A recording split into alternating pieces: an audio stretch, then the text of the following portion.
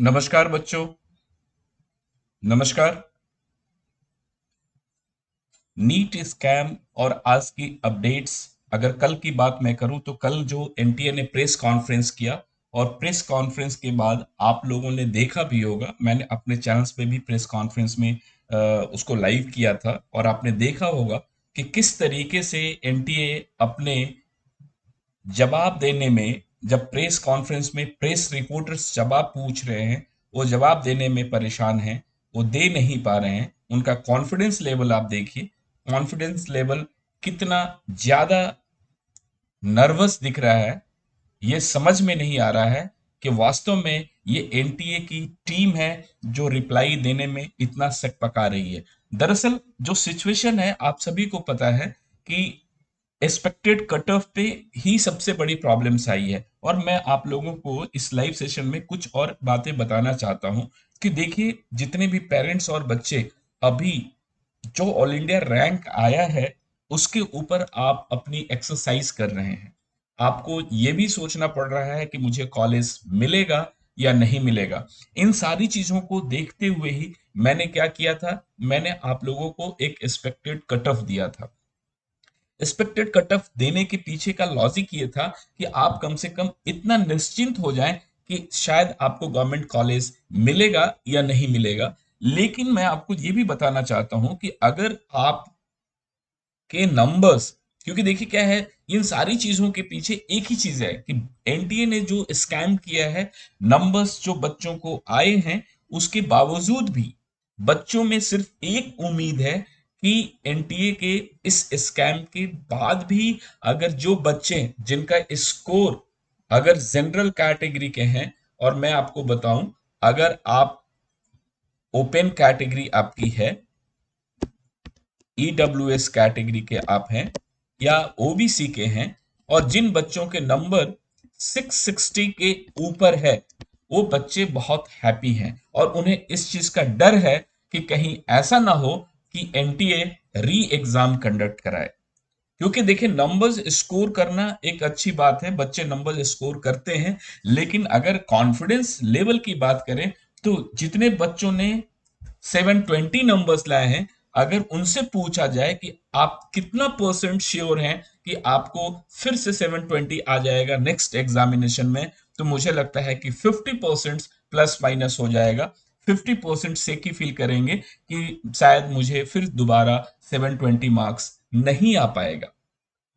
स्वाभाविक है, क्योंकि एनटीए की जो ये एग्जाम और जो टाइम मैनेजमेंट्स और क्वेश्चंस के पैटर्न्स आप सभी को पता है कि आपकी 100% तैयारी के बावजूद भी आप श्योर नहीं होते हैं कि आप 660 नंबर्स लाएंगे या 550 नंबर्स लाएंगे या 450 नंबर्स लाएंगे या 720 लाएंगे। क्योंकि मैं दावे के साथ कह सकता हूं कि 720 नंबर स्कोर करने वाले बच्चों को अगर एग्जामिनेशन हॉल में जाने से पहले अगर आप पूछें, तो इसमें से कोई एक सिंगल बच्चा नहीं मिल सकता है और जो आपको एडमिट करे कि मैं इस एग्जामिनेशन में 720 मेरा नंबर्स आ जाएगा या 715 नंबर्स या मोर देन 700 नंबर आएगा।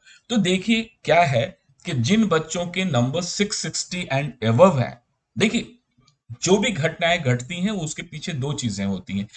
उस घटनाओं से कुछ बच्चों के लिए बेनिफिट्स भी होता है और कुछ के लिए नेगेटिव यानी कि लॉसेस भी होते हैं। तो ऐसे ही घटना है कि ओवरऑल अगर आप इन तीन कैटेगरी के बच्चे हैं और आपकी जो रैंकिंग है वो कुछ भी हो, स्कोर यदि आपका 660 एंड एबव है, तो ऐसे में ऊपर वाले बच्चे ये कॉम्प्रोमाइज करने के लिए तैयार हैं कि अगर मुझे टॉप 20 मेडिकल कॉलेज नहीं मिलता है इंडिया का, तो एटलीस्ट मुझे गवर्नमेंट मेडिकल कॉलेज तो मिल जा रहा है। परेशानी किन बच्चों को है? जो लोअर नंबर स्कोर कर रहे हैं 660 से, वो बच्चे चाहते हैं या तो मेरा रैंकिंग सुधर जाए, या फिर वो चाहते हैं कि एग्जामिनेशन फिर से हो जाए, क्योंकि जब मेरा कुछ भला नहीं हो रहा है तो इट्स अ बेटर कि पूरी की पूरी एग्जाम कैंसिल हो जाए। लेकिन जो बच्चे पहले से ही 615 610 के नीचे नंबर स्कोर कर रहे थे, जो ऑल इंडिया कट ऑफ से बाहर पहले ही थे, वो कि उनको शायद गवर्नमेंट कॉलेज नहीं मिलेगा, तो उन बच्चों को बहुत ज्यादा फर्क इसलिए नहीं हो रहा है। उन्हें ऐसा लगता है कि पहले भी मैं सिस्टम से बाहर था और अब भी मैं सिस्टम से बाहर हूं। तो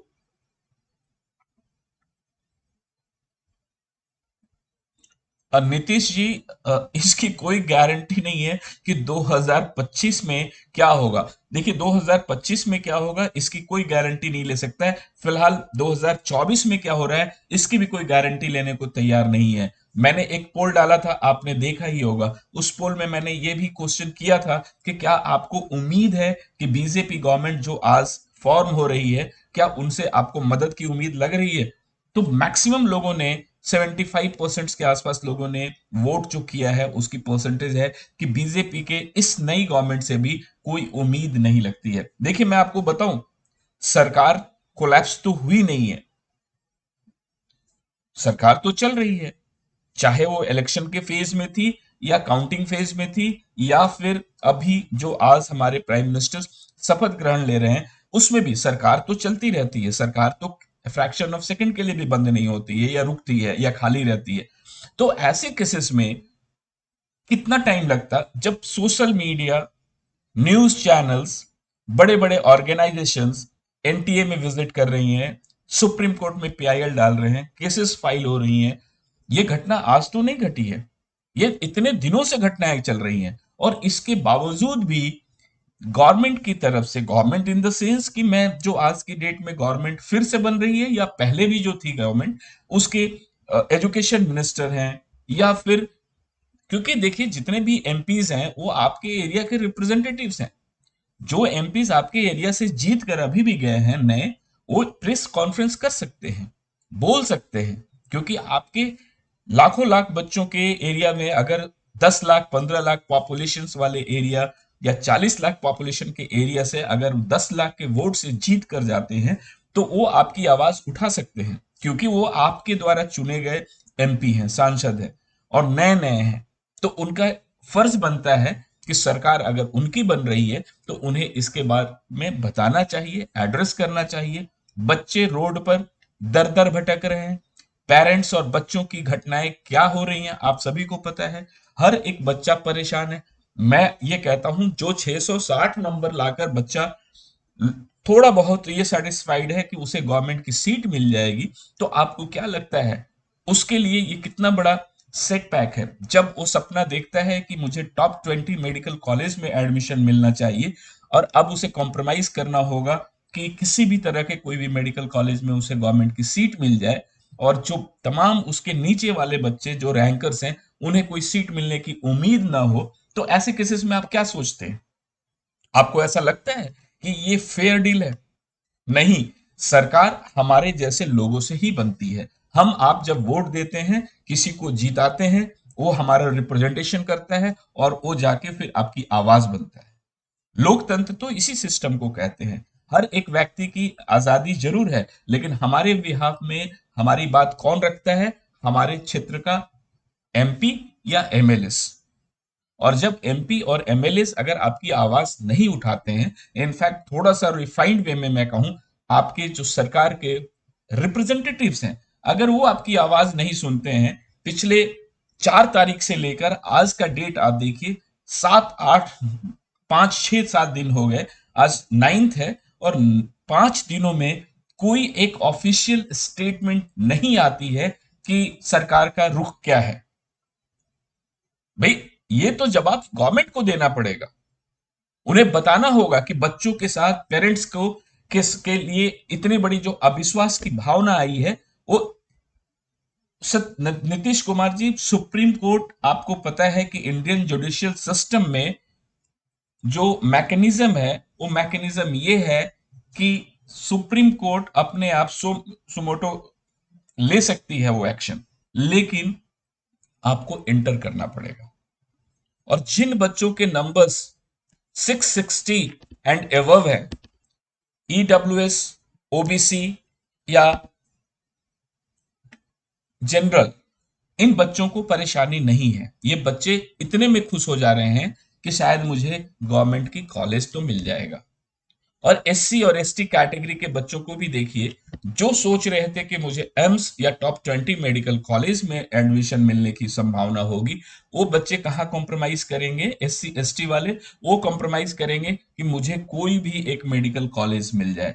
तो ये जो एक्सपेक्टेड कट ऑफ जा रहा है, 660, 665, 655, 655, 560, 555, तो आप ये सोच सकते हैं कि इतने हाई कट ऑफ में हम आप कैसे सरवाइव करेंगे। और इसके नीचे जो हजारों हजार बच्चे हैं, जो हजारों हजार बच्चे हैं, दुख इस बात का है कि उन बच्चों के साथ क्या होगा। और मैं आपको बताऊं, जो बच्चे 610 से लेके 650 660 के बीच में नंबर स्कोर कर रहे थे, उन बच्चों को सपने में भी ये नहीं सोचा होगा कि अगर ऐसी स्थिति आएगी तो मुझे प्राइवेट मेडिकल कॉलेज में एडमिशन लेना होगा। बहुत सारे पेरेंट्स और बच्चे फिनेंशियली उस पोजीशन में नहीं है कि वो एडमिशन ले पाए। वो क्या करेंगे? बहुत सारे अच्छा, एक तो यहां पर फाइट है। दूसरी फाइट बेसिक कट ऑफ यानी कि क्वालिफाइंग मार्क्स को लेके भी है। इतने सारा रैंकिंग सिस्टम में मिसमैच होने के चलते क्वालिफाइंग मार्क्स कहाँ चला गया है आपको पता है?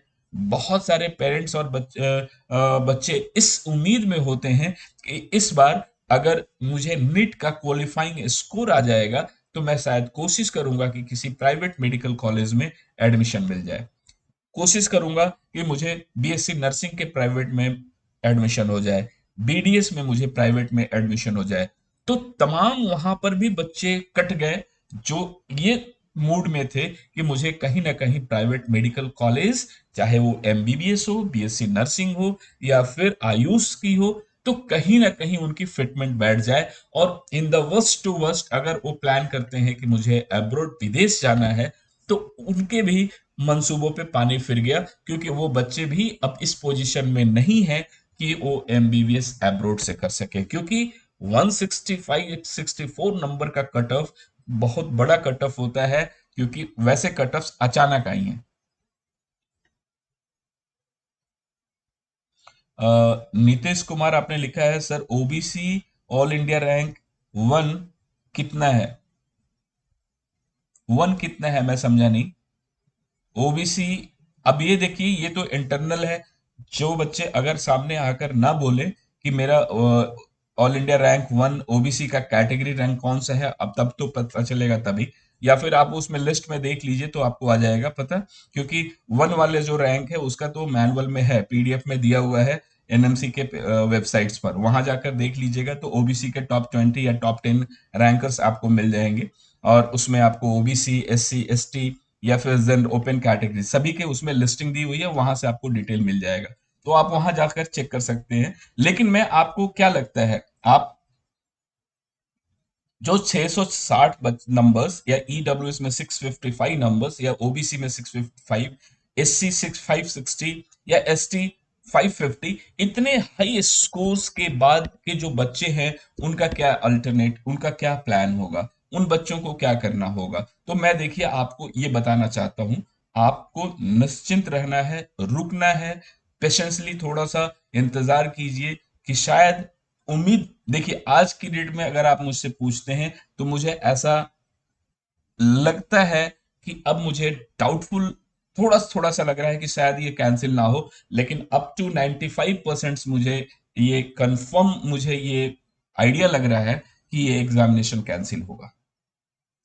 5% क्या हो सकता है आई डोंट नो, बट 95% तक मुझे ऐसा लगता है कि ये एग्जाम एनटीए को कैंसिल करना ही पड़ेगा। क्योंकि मुझे मालूम है कि जब ये सुप्रीम कोर्ट में ये चीजें, सारी चीजें जाएंगी तो एनटीए के पास जवाब नहीं होगा सारी चीजों को क्लैरिफाई करने के लिए कि आपने किस बेसिस पे इन बच्चों को नंबर्स दिया। ये क्योंकि ये स्कैम क्या है वो आपको मैं बताना चाहता हूँ। ये स्कैम, सबसे बड़ी स्कैम तो यही है कि आपने पेपर लीक के मामले को, जो कि पटना की पुलिस ने ऑलरेडी बहुत सारे लोगों को अरेस्ट करके कोर्ट में प्रोड्यूस करके जेल भेजा है, वहां किस लॉज है, एफआईआर लॉज है, वहां पर सारी एक्टिविटीज आगे चल रही है, और आपने वहां पर लोगों के गवाह हैं, सिर्फ कन्फेस किया हुआ स्टेटमेंट्स हैं जो कोर्ट में रिकॉर्डेड है। तो इन सारी चीजों के बावजूद भी यदि कोई कहता है कि हमारा पेपर लीक नहीं हुआ है, एनटीए के कल प्रेस रिलीज में आपने देखा होगा कि जिस तरीके से एनटीए के सो कॉल्ड सुबोध कुमार सिंह बोल रहे थे, उनकी बॉडी लैंग्वेज देखिए, उनकी आवाज को देखिए, उनके आवाज में कंपन है, वाइब्रेट कर रहे हैं, उनकी आवाज में वो साउंड नहीं आ रहा है जहां पर ऑनेस्टी और डेडिकेशन रिफ्लेक्ट करता हो। तो मैं तो यही कह सकता हूं कि वहां पर भी जो सिचुएशन है, एनटीए एक बिगर स्कैम के अंदर में घिरती हुई नजर आ रही है। और जिस तरीके से मैं, देखिए, इस चैनल पर पॉलिटिकल लोगों के स्टेटमेंट्स दिखाने के पीछे का रीजन क्या है मैं आपको बताना चाहता हूं। आप लोग भी सोच रहे होंगे, क्योंकि देखिए बहुत सारे हमारे जो व्यूअर्स हैं या बच्चे हैं, ये ऐसा नहीं है कि वो सिर्फ बीजेपी के ही सपोर्टर हैं। मैक्सिमम लोग, मुझे लगता है कि अदर पार्टीज के भी सपोर्टर्स हैं। देखिए, चूंकि इनफैक्ट लोकतंत्र में गवर्नमेंट की पार्टी और अपोजिशंस की पार्टीज होती है, और आपकी आवाज यदि गवर्नमेंट नहीं सुनती है तो उस आवाज में पावर या प्रेशर आएगा कहां से? तो वो अपोजिशन की पार्टी के आवाज से आएगा। हम बच्चे, स्टूडेंट्स, काउंसलर्स, पेरेंट्स जितना मर्जी आवाज लगा दे, उस आवाज में वो दम नहीं होगा जब तक कि ऑपोजिशंस के लीडर्स ब्लेम ना करें, दावा ना करें कि स्कैम हुआ है। एनटीए एनटीए क्यों आखिर कल की डेट में आकर अपने आप को प्रेस कॉन्फ्रेंस के माध्यम से कोशिश कर रही है? आपको याद होगा, मैंने कुछ लाइव सेशन में 2 दिन पहले ही बताया था कि एनटीए खामोश बैठी हुई है, हम लोगों को अपनी आवाज में प्रेशर देना होगा और तब जाकर। बिल्कुल सही कह रहे हैं पांडे जी। आपको एकदम मैं बताऊं कि कल जो बॉडी लैंग्वेज उस व्यक्ति की थी, वो लग रहा था कि उसके पास कोई जवाब नहीं है। उस प्रेस रिपोर्टर्स के प्रश्नों का भी वो, जबकि बहुत ज्यादा टफ क्वेश्चंस नहीं थे प्रेस रिपोर्टर की तरफ से, लेकिन उसके बावजूद भी वो आंसर देने में परेशान थे, उनको घबराहट हो रही थी, जबकि उन्होंने छोटी छोटी बातें पूछी थी। हमारे जैसे लोगों ने पूछा ही नहीं। अगर हमारे जैसे लोग होते तो उनसे बहुत सारी चीजें पूछ सकते थे। आपको रिपोर्टर्स को क्या पूछना चाहिए था? रिपोर्टर्स को पूछना चाहिए था कि पटना में जो FIR number such and such है, उसकी ये कॉपी है। उसमें ये क्लियरली पुलिस ने अपनी रिपोर्ट्स में, चार्जशीट में, डायरी में लिखा है कि इतने इतने बच्चों ने अपना ये फीडबैक्स दिया है, इन्हें हमने एग्जामिनेशन सेंटर से निकलने के बाद अरेस्ट किया है। या फिर वो कन्फेस करते हैं कि यहाँ पर इस बच्चे ने चोरी की है, यहाँ पे पेपर मिला है, 24 घंटा पहले पेपर मिला है। लेकिन ये सारे सवाल तो वहां रखे नहीं गए, इससे भी हल्के सवाल रखे गए थे। उस उन हल्के सवालों के भी जवाब वो नहीं दे पाए। तो मैं यही कहता हूं कि आज की डेट में एनटीए 100% कल्प्रिट है, इसमें कहीं से दो मत नहीं है। लेकिन हम सबकी एक्सपेक्टेशन ये है कि गवर्नमेंट को डायरेक्टली इंटरफेयर करना चाहिए था इस मैटर में, और इससे ज्यादा कि अपोजिशंस के लीडर्स। अब देखिए, मैं आपको बताना चाहता हूं, कांग्रेस, आप या अदर पार्टीज, ऑब्वियस है वो गवर्नमेंट में नहीं है, वो अपने ट्विटर हैंडल से या छोटे मोटे प्रेस रिलीज से या फिर छोटे मोटे प्रेस कॉन्फ्रेंस से आपकी आवाज उठा रहे हैं। कांग्रेस से कन्हैया कुमार ने आवाज उठाई है, आपके तरफ से 2-3 लीडर्स ने प्रेस कॉन्फ्रेंस किया है, समाजवादी पार्टी की तरफ से कुछ ट्वीट्स हुई हैं, डीएमके की तरफ से भी ट्वीट्स आई हैं, तमिलनाडु की गवर्नमेंट से की तरफ से आई है।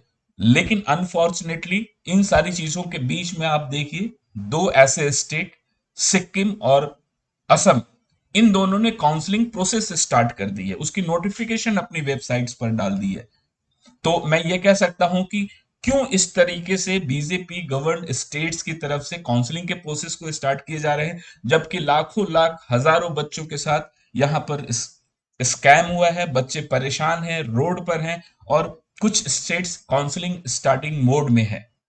जबकि वेस्ट बंगाल की हाई कोर्ट ने यह भी इंफॉर्म किया है कि अभी काउंसलिंग प्रोसेस को होल्ड पे रखना चाहिए। कुल मिलाकर देखा जाए तो एनडीए अपनी फॉर्मेलिटीज पूरी करने के लिए 2-3 दिनों से सोशल मीडिया पे और कुछ अपोजिशंस के लीडर्स के स्टेटमेंट्स के बाद कल उन्होंने अपनी खाना पूर्ति की है, बेसिक फॉर्मेलिटीज पूरी की है कि लाइव मैं आके प्रेस में से इंटरेक्ट करता हूं, जबकि हकीकत ऐसा नहीं है। उन्हें ये नहीं पता है कि भाई एक ही सेंटर से 8 बच्चे क्यों टॉप कर गए। उन्हें ये नहीं पता है कि हमारा ग्रेस मार्क देने का मैकेनिज्म क्या है। ग्रेस मार्क्स देने का मैकेनिज्म उन्हें प्रेस कॉन्फ्रेंस में सभी को बताना चाहिए था।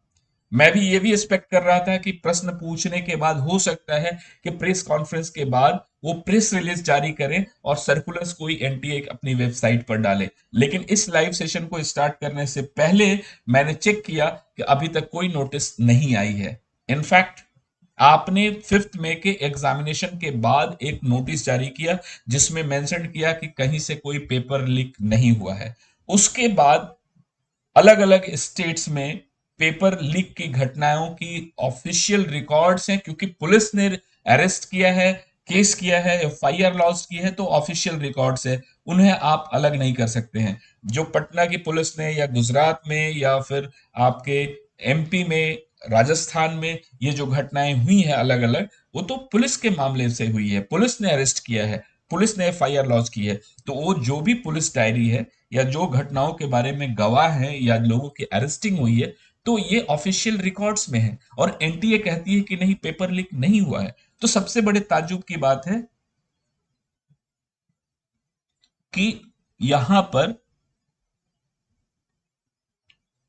धांधली हुई है और एनटीए इसलिए एक्सेप्ट नहीं कर रही है कि अगर वो एक्सेप्ट करेगी ऑफिशियली तो उन्हें पेपर को कैंसिल करना पड़ेगा। और पेपर अगर कैंसिल होगा तो सारे बच्चों के होंगे, क्योंकि यदि पेपर लीक एडमिट करती है जैसे एनटीए, चाहे वो बिहार में हो, गुजरात में हो, राजस्थान में हो या किसी अदर स्टेट में हो, तो एडमिट करने का मतलब है कि वो पेपर आज की डेट में सोशल मीडिया में फ्रैक्शन ऑफ सेकेंड्स में आप क्रॉस इंडिया ये पेपर सर्कुलेट कर सकते हैं। लोगों ने पता नहीं कैसे कैसे टेलीग्राम के न्यूज चैनल्स वाले भी टेलीग्राम वाले स्क्रीनशॉट शेयर कर रहे हैं कि इस तरह से सर्कुलेट हो रहा है। मैं उसे नहीं मानता हूं कि वो सही है, लेकिन उसके बावजूद भी मैं आपको ये बताऊं कि उन चीजों को हटा भी दीजिए, लेकिन पुलिस ने जो रिकॉर्ड मेंशन किया हुआ है उन सारी चीजों के बारे में तो आप डिनाई नहीं कर सकते हैं। एनटीए को कितना टाइम लगेगा, एनटीए को कितना टाइम लगेगा पटना पुलिस से उस एफआईआर के अगेंस्ट में जितनी भी उनके पास एविडेंस है उनको कलेक्ट करने में। अगर उन्हें ऐसा फील होता है कि नहीं, मुझे इस पेपर को बच्चों के साथ न्याय करना है, अब देखिए ये सारी चीजें, इतने नंबर्स होंगे तो सिलेक्शन पक्का होगा, ये सब चीजें बेईमानी लगती हैं। ये बेईमानी इसलिए लगती है कि मैंने बड़े मेहनत के साथ आपके साथ कट ऑफ शेयर किया, सारी चीजें शेयर की, लेकिन अनफॉर्चुनेटली फिर मुझे नहीं रहा गया। आप लोगों की इतनी कॉल्स आ रही थी, इतने कमेंट्स आ रहे थे, तो फिर मुझे पूरा मेहनत करके मुझे ये निकालना पड़ा कि ठीक है, फिर कितना नंबर आपके लिए सेफर साइड होगा, चाहे वो आपके जनरल कैटेगरी हो या ईडब्ल्यूएस हो, ओबीसी हो, एससी हो, एसटी है। क्योंकि इन नंबर्स के बाद बच्चों को थोड़ा सा आइडिया हुआ कि चलिए, कुछ बच्चों को तो राहत मिल गई, क्योंकि बहुत सारे बच्चे तो ये भी ब्लाइंडली सोच रहे थे कि मेरे 670 नंबर आए हैं, क्या मुझे कॉलेज मिलेगा, मेरे 670 665 आए हैं, मुझे कॉलेज मिलेगा। कम से कम इसके बाद उनको एक थोड़ी सी तसल्ली हो रही है कि शायद मैं तो बच रहा हूं। लेकिन इनके बचने से ऐसा नहीं होगा। अगर ये वो सोच रहे हैं कि मैं इसमें पार्टिसिपेट ना करूं क्योंकि मैं बच रहा हूं, तो मेरे भाई नौबत ये भी आएगी कि अगर इनजस्टिस और घपला और स्कैम एनटीए करती रहेगी, तो क्या इसकी गारंटी है कि आप 660 या 665 लेने के बावजूद भी आपको कॉलेज ना मिले। एनटीए बैकडोर से कर दे कुछ, आपको पता ही नहीं है। आपको पता नहीं है कि 660 और ऑल इंडिया रैंक आपका जो लैंड कर रहा है उसके ऊपर में क्या होगा। जब घपला करना है, स्कैम करना है, तो कुछ भी कर सकते हैं। जब मैं आपको एक मोटे तौर पे बताऊं बात, जब आपको ये सारी बातें समझ में आएंगी। एनटीए ने कल प्रेस कॉन्फ्रेंस में क्या कहा था, एक चीज मैं आपको बताना चाहता हूं। उन्होंने बोला कि 6 सेंटर्स, आप इन चीजों को ध्यान से अगर देखेंगे तो आपको समझ में आएगी बात, कि 6 सेंटर ऐसे थे एग्जाम सेंटर्स जहां पर टाइम की प्रॉब्लम्स हुई। पहली चीज, वो नंबर ऑफ स्टूडेंट्स कितने थे? 1600, राइट। इसके बाद उन्होंने ये भी कहा कि इसी 1600 में के बच्चों में से कुछ नंबर्स को, बच्चों को फिजिक्स का एक जो एटम वाला क्वेश्चन था, जिसके दो ऑप्शन थे, एक और तीन, या फिर किसी में एक और चार होगा, या एक या दो होगा, क्योंकि अलग अलग टेस्ट अपने पेपर सीरीज से। तो सपोज अगर दो आंसर्स थे, तो पहले एनटीए ने जो आंसर दिया था और बाद में उन्होंने एक ऑप्शन ऐड ऑन कर दिया, इसके चलते बहुत सारे बच्चों को उन्होंने नंबर दिया। फाइन, उन्होंने बहुत सारे बच्चों को नंबर दे दिया, उससे कोई दिक्कत नहीं है। उन्होंने बोला कि ग्रेस मार्क्स हमने 1600 बच्चों को दिया है, क्योंकि ये 1600 बच्चे 6 सेंटर पर थे, और इन बच्चों के साथ क्या हुआ कि टाइम की शॉर्टेज हो गई थी, तो उसको कंपनसेट करने के लिए हमने इनको ग्रेस नंबर दिया। फाइन, यहां तक क्लियर है। अब मैं आपको कहता हूं कि इन यहां तो ये एडमिट कर रहे हैं कि हमने इसमें से 8 बच्चों के टॉप रैंक हुए हैं, यानी कि 720 आ गए हैं। ओके, 1600 में से 720 बच्चों के 720 नंबर्स 8 बच्चों के आए हैं, बाकी बच्चों के नंबर्स कुछ भी आए होंगे। ये है रैंकिंग सिस्टम। एक नंबर से लेके, सपोज यहां पर मैं आपको बताऊं 80,000 का रैंक, ये नॉर्मल था। अभी क्या हुआ कि एनटीए ने ग्रेस मार्क्स दिया 1600 बच्चों को, और मैं ये कहता हूं कि 1600 के बच्चों को, उसमें से 8 बच्चे नहीं, इन सारे के सारे बच्चों का, इन जस्ट इमेजिन कीजिए कि ये 1600 बच्चों के नंबर ग्रेस मार्क देने के बाद 720 हो गया। आप समझिए मैं क्यों कहना चाह रहा हूं ये बात, कि अगर ये क्या हुआ कि सारे के सारे बच्चे ग्रेस मार्क के बाद 720 इस नंबर स्कोर कर लिए, अगर ये 1600 बच्चे 720 नंबर स्कोर कर लिए और ये 1600 के 1600 बच्चे यहां आ गए, आप समझिए, तो इन 1600 के बच्चों के यहां एंट्रेंस से जब ये एंटर कर जा रहे हैं, तो 1600 रैंक का इन्फ्लेशन घुस स्टार्ट होगा। 1600 रैंक्स की इन्फ्लेशन होगी ड्यू टू 1600 स्टूडेंट्स जो कि 6 सेंटर से थे। तो जिन बच्चों के जो नॉर्मली रैंक 80,000 आने वाले थे, उनके क्या हो जाएंगे, इसमें प्लस हो जाएगा 1600, इससे ज्यादा तो नहीं होगा। जब 1600 बच्चे एड ऑन हो जाएंगे, तो जो 80,000 रैंकर थे वो 81,600 हो जाएंगे। ऊपर से 1600 प्लस हो सकता है कि पहले के 40 या 50 बच्चे 720 नंबर वाले थे, तो टोटल 720 नंबर स्कोर करने वाले 1640 बच्चे हो गए या 1650 हो गए, उससे कोई मतलब नहीं है। ऊपर के टॉप रैंकर्स में ये चले गए सारे के सारे। या फिर दूसरा कंडीशन कि इन 1600 में 8 बच्चों को तो टॉप रैंक आ गया 720, जो रेस्ट बच्चे थे उनके नंबर्स 650 से या 600 से ऊपर था, तो 600 से ऊपर था तो भी 80,000 के अंदर ही होंगे। अगर 600 नंबर्स के ऊपर स्कोर होगा इन 1600 बच्चों में से 8 बच्चों को निकाल के, तो भी उनका 80,000 से रैंक ऊपर होगा। तो ये 1600 बच्चे इसी में कंपनसेट हो जा रहे हैं, एक नंबर से 80,000 के बीच में और ऊपर नीचे करके, और टोटल 81,600 होता है। तो जब 81,600 इन 1600 बच्चों के चलते होता है, तो हर एक बच्चे का जो रैंक लास्ट ईयर के कंपेरेटिवली इस ईयर होना चाहिए था, तो जो भी 3-4 हजार का आपकी इन्फ्लेशन होती है रैंकिंग की, तो 3-4 हजार रैंक नॉर्मली पीछे चला गया, और ये 1600 बच्चे बाय डिफॉल्ट घुस गए। तो 3-4 हजार प्लस 1600, कुल मिला के 5,000 या 6,000 रैंक। तो कुल मिलाकर 5,000 से 6,000 रैंक की इन्फ्लेशन समझ में आती है, अगर लास्ट ईयर के रैंकिंग सिस्टम को इस साल की रैंकिंग सिस्टम से कंपेयर करें। लेकिन ऐसा हुआ नहीं। हुआ क्या, जिन बच्चों के रैंक 20,000 आना चाहिए था, उनका रैंक उसी नंबर पे जो लास्ट ईयर के कंपैरेटिवली 20,000 आना चाहिए था, उनका 60,000 आ रहा है, 55,000 आ रहा है। जिनके 30,000 आने चाहिए थे, वो 90,000 के 85,000 के आसपास पहुंच रहे हैं।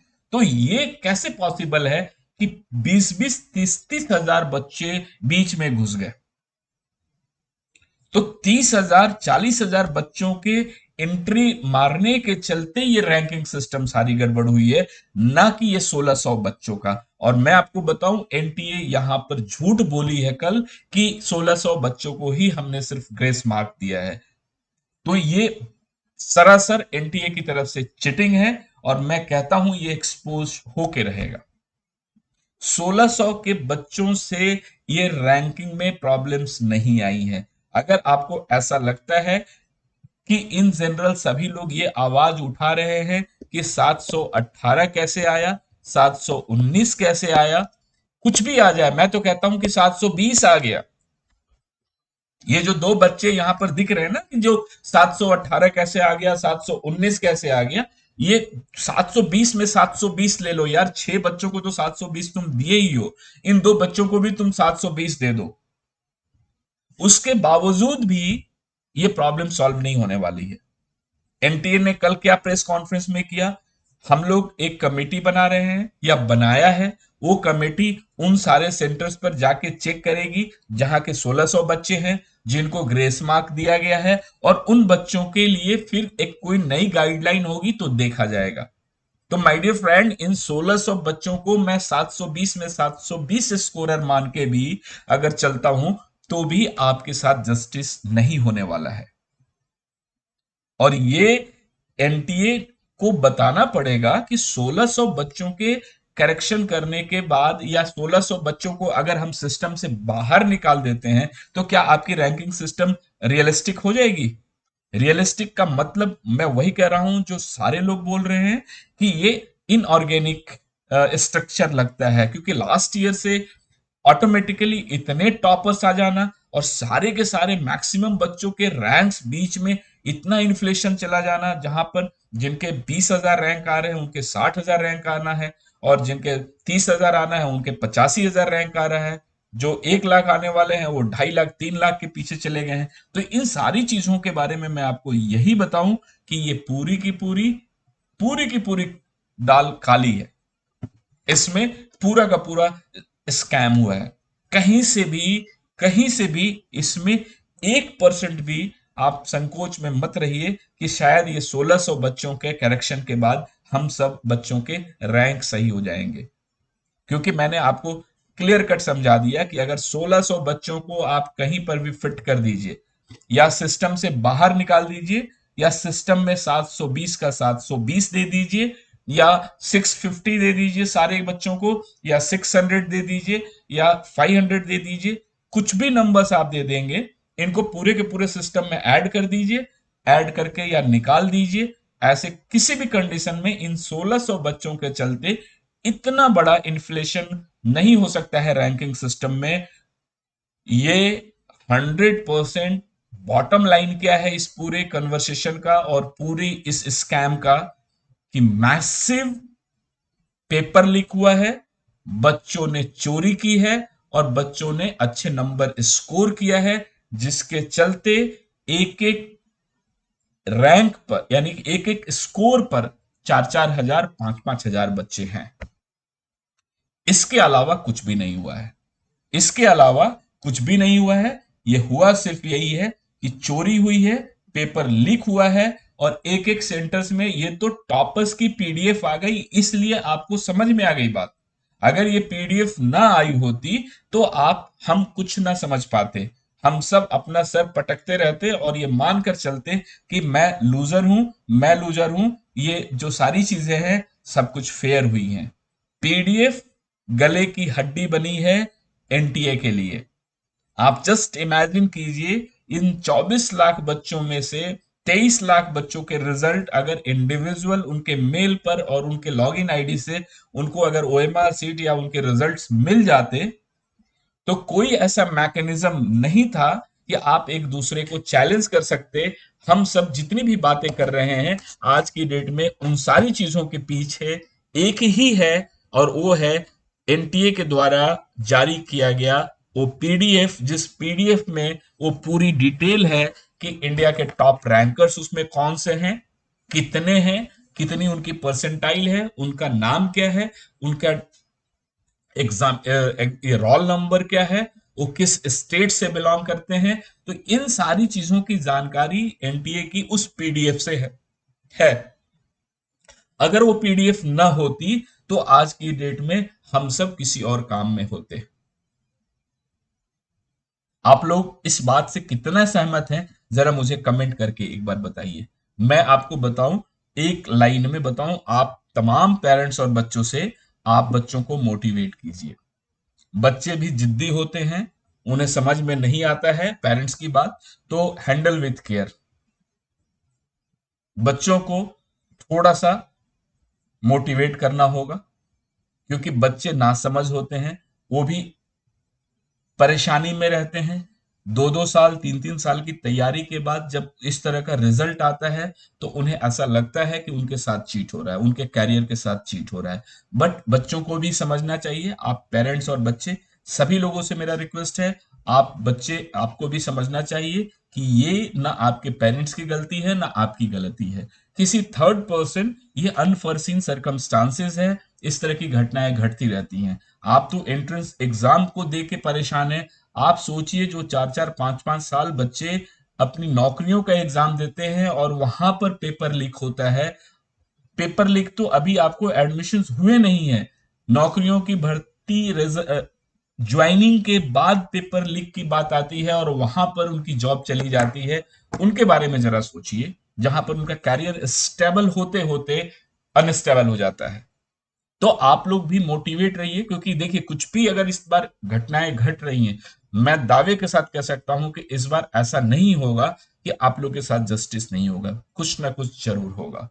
और मैं आपको बताऊं, ये 1600 बच्चों से कुछ भी न्याय नहीं मिलने वाला है, जब तक कि एनटीए ये ना एडमिट करे कि चोरी हुई है। और इस चोरी में, पेपर लीक में मैक्सिमम नंबर्स अलग अलग बच्चों को आए हैं, जिसके चलते एक एक नंबर्स पे, आप एक नंबर, यानी कि अगर कोई भी एक पर्टिकुलर नंबर पकड़ ले, 650 नंबर्स पकड़ ले, तो पता चला कि 650 नंबर्स पे 4000 5000 बच्चे हैं, 651 पे 4000 5000 बच्चे हैं, 652 पे 4000 5000 बच्चे हैं। इसी का नतीजा है कि ऊपर से नीचे तक रैंकिंग सिस्टम की पूरी चैन खराब हो गई है। ये 1600 बच्चे उसके मेन एक्यूज्ड नहीं है, और ना ही ग्रेस नंबर देने के चलते ये घटना घटी है। ये पूरी की पूरी एक्टिविटीज हुई है पेपर लीक होने के चलते। उम्मीद है आपको ये बात समझ में आ गई होगी। पेशेंस रखिए, ईमानदारी से हौसला बुलंद रखिए, और ये मानकर चलिए कि सरकार आपके लिए कुछ अच्छा करेगी। एनटीए को मजबूरन कुछ अच्छा करना होगा, क्योंकि एनटीए का इंटेंशन बहुत पॉजिटिव नहीं है, ये तो क्लियर कट है, कल के लाइव सेशन में दिखा। लेकिन मजबूरन या तो वो सुप्रीम कोर्ट के इंस्ट्रक्शन को फॉलो करना पड़ेगा, या फिर ये जो नई गवर्नमेंट आज बन रही है या बन गई है, उस गवर्नमेंट ने कोई पॉजिटिव बच्चों की आवाज, बच्चों के दर्द को समझते हुए अगर कुछ स्टेप लेती है, तो शायद हम सबका भला हो जाए। लेकिन उम्मीद पॉजिटिव रखनी है, थोड़ा सा भी नर्वस नहीं होना है, बहुत कूल एंड काम वे में आप इंतजार कीजिए, कुछ अच्छा हो। Thank you, best wishes. एक अच्छी खबर के लिए हम सब इंतजार में बैठे हैं।